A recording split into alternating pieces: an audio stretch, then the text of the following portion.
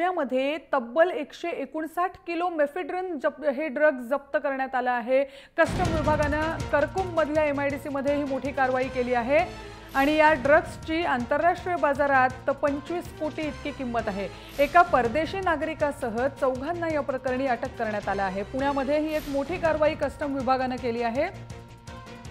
तब्बल 159 किलो मेफेड्रन हे ड्रग जप्त करण्यात आले आहे। अमोल कविटकर आपले प्रतिनिधी आपल्याबरोबर आहेत। अमोल, ही मोठी कामगिरी किंवा मोठी कारवाई कस्टम्स विभागानं केली आहे, काय अधिक तपशील आहेत याविषयीचे?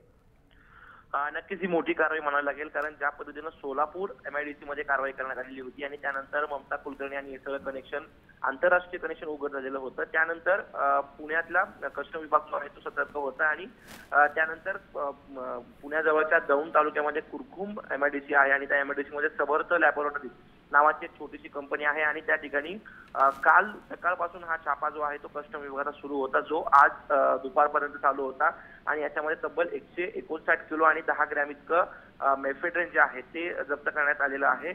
आपल्या सगळ्यांना माहिती आहे की मेफेड्रनचा वापर जो आहे तो ड्रग्ज जे आहे ते तयार करण्यासाठी केला जातो आणि बाजारभावाची किंमत जी आहे तब्बल 25 कोटी रुपयांच्या आसपास सांगितली जाते। आता जी माहिती मिळते त्या माहितीनुसार 4 जणांना अटक करण्यात आलेली आहे आणि त्याचा मास्टरमाइंड जो व्यक्ती होता तो परदेशी व्यक्ती असल्याचं समजते। त्यामुळे पुढे नेमकी कारवाई कशा प्रकारे होते आणि नेमकी आंतरराष्ट्रीय टोळी आहे का या संदर्भात तपास जो आहे तो पुढे जाताना पाहायला मिळेल। मात्र धक्कादायक ही सगळी बाब म्हणावी लागेल। एवढ्या मोठ्या प्रमाणात मेफेड्रनचा साठा जो आहे तो कुरकुंब एमआयडीसी मध्ये होता आणि त्याची कुणकुण लागल्यानंतर मोठी कारवाई पुण्याच्या कस्टम विभागाने केली। खरं अमोल, धन्यवाद या माहितीसाठी। एकूण 25 कोटी रुपयांचे हे ड्रग्ज आहेत जे आज जप्त करण्यात आले आहेत।